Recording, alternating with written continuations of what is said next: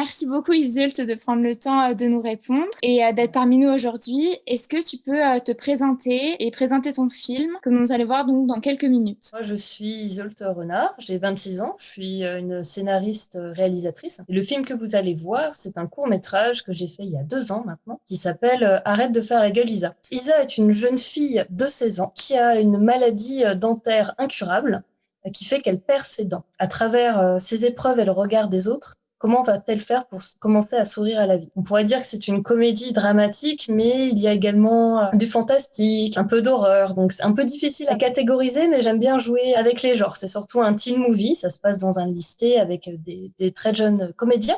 Pour la plupart, c'était leur premier tournage. Donc voilà, j'espère qu'il vous plaira. Est-ce que tu peux nous expliquer comment t'es venue l'idée de faire ce film? Donc j'ai pitché ce projet-là il y a 2 ans au Festival Génération Court. J'ai fait partie des 5 projets sélectionnés. Donc pendant 6 mois, on a été accompagnés pour faire ce court-métrage dans des conditions professionnelles. Donc on n'a pas été produit, mais disons qu'on a été accompagné dans l'écriture, dans la réalisation et surtout la diffusion du court-métrage une fois qu'il s'était fini au Festival Génération Court. Donc ça, c'est quand même super chouette quand on est vidéaste émergent, d'avoir son film projeté sur grand écran et en compétition avec d'autres films. C'est un court-métrage autobiographique, parce que j'ai remarqué que quand on est scénariste et réalisateur, et réalisatrice, du coup, pour moi, on a tendance à se cacher derrière la caméra et on parle pas trop de nous. Moi, c'était la première fois que je fais un film où vraiment je parle de mon histoire, à savoir la perte de dents. Ça, c'est quelque chose que j'ai vécu, en fait, étant plus jeune, avec une maladie très rare qui fait qu'on a les dents très friables. Et j'avais envie de le transcender, en fait, à travers un court-métrage, déjà pour sensibiliser sur le sujet. Et même au-delà de ça, en fait, de proposer un film frais, jeune, sur le regard des autres, sur les complexes adolescents, sachant que le sourire à cette époque, enfin, à cette période-là de la vie, en tout cas, est très important. Quand on sourit, en fait, c'est juste un témoin de notre bonne humeur et de notre joie. On ne devrait pas être jugé sur autre chose que ça. Au-delà de parler d'un truc personnel, je voulais avant tout que le film plaise sans connaître les maladies dentaires et juste parce qu'on a tous eu des complexes à l'adolescence et voir que c'est pas une fatalité en fait. Moi, je voulais vraiment un film porté sur l'espoir, la joie et juste qu'on se dise ouais ok, c'est une période un peu nulle pour tout le monde. Et quand on est bien entouré, qu'on a des bons amis, en vrai, ça passe.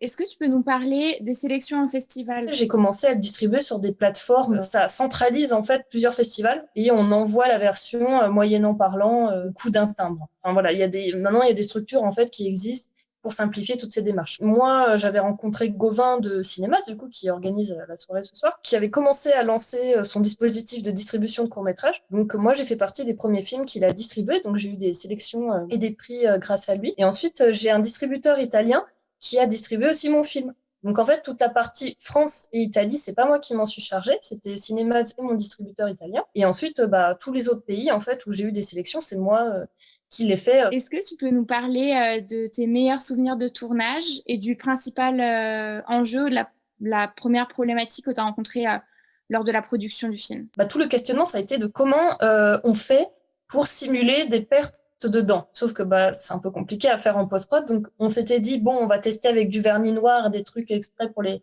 effets spéciaux. Sauf que le problème, en fait, c'est que les dents, ça brille. Ça marchait pas, en fait. Avec le vernis noir, ça se voyait. Mon monteur d'effets spéciaux, qui a tout fait, en fait, en post-prod. Donc, c'est très long, c'est image par image, jusqu'à la version finale du montage. C'était merde, est-ce que ça va être crédible? Est-ce que ça va pas se voir que c'est faux? Donc ça, je dirais que c'était le problème principal et jusqu'au dernier moment, je savais pas ce que ça allait rendre. Le challenge, c'était par rapport à mon actrice principale qui ne connaissait pas du tout ce problème dentaire. C'était de lui expliquer tout ça et d'essayer de retranscrire au maximum moi, ce que j'ai vécu pendant cette période-là. Et sinon, le meilleur souvenir, c'est qu'en fait, l'actrice qui joue la meilleure amie, c'est ma meilleure amie dans la vraie vie, qui est comédienne d'ailleurs. C'est pas juste parce que c'est ma meilleure amie que je l'ai prise. On me complimente souvent sur le jeu de mes comédiens et ils ont eu des prix d'ailleurs dans les 4 prix que j'ai obtenus. Il y en a eu 2 pour mes comédiens, donc j'étais très contente. Est-ce que tu peux nous raconter une petite anecdote autour du film? Il y a une anecdote que j'aime bien raconter parce que déjà, c'est une scène qui met profondément mal à l'aise les gens. C'est la scène où Isa a toutes ses dents dans la pomme. Pour la petite anecdote, ce sont des vraies dents, voilà, que j'ai récupérées chez mon dentiste. C'est pour ça que le rendu est aussi dégueulasse, c'est que c'est des vraies dents. Et je l'ai dit après à mon équipe, ils savaient pas, mon équipe, ils pensaient que c'était des fausses dents. Non, non, moi je pousse le réalisme très très loin. Est-ce que tu as envie de nous donner des tips, par exemple, si jamais un jeune cinéaste nous écoute? Mon premier conseil, c'est de oser participer à des appels à projets. Au pire, on n'est pas pris et puis voilà, on passe à autre chose. Et de se donner un cadre. Moi, je sais que je travaille toujours avec des deadlines, avec des bourses d'écriture ou avec des festivals comme le Nikon Film Festival ou le 48 heures Film Paris. Ça permet en fait d'être créatif et surtout d'avoir des contraintes. Parce que sans contraintes, malheureusement, on remet tout au lendemain. Moi, j'ai pu faire ce film justement qui me tenait à cœur depuis longtemps parce que j'avais 6 mois pour le faire. J'avais 2 mois d'écriture, 2 mois de prépa, 3 jours de tournage et après que de la post-prod. Donc j'avais vraiment des dates précises en fait pour le faire. Et deuxième truc aussi que je dirais, qu'on me dit peut-être pas assez souvent, moi j'ai fait une école de ciné et c'est quelque chose qu'on nous a toujours dit, c'est que faut faire des films avec le cœur.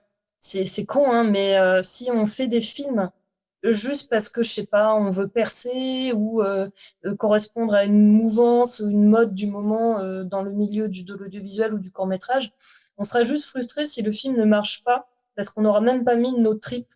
Moi, j'ai vraiment fait ce film-là de Farah Gulizab, même pas du tout dans l'optique qui marche, ça a été juste une très bonne surprise. Moi, je l'ai fait pour moi, en fait, vraiment pour me faire kiffer parce que j'avais envie de parler de ce sujet-là. Je l'ai tourné avec une équipe avec qui j'avais l'habitude de tourner, des gens que j'aime. Donc je me suis dit, au pire, le film, même s'il est pas bon, même s'il fonctionne pas en festival, c'est pas grave, je regretterai rien. Autant avoir une idée simple, la développer à fond avec des personnages intéressants, un propos qui nous tient à cœur, et le film sera bien. À tort, on veut toujours faire compliqué parce qu'on se dit, ma première œuvre, ça va être l'œuvre qui me définit, c'est celle qui va me ressembler, nanana.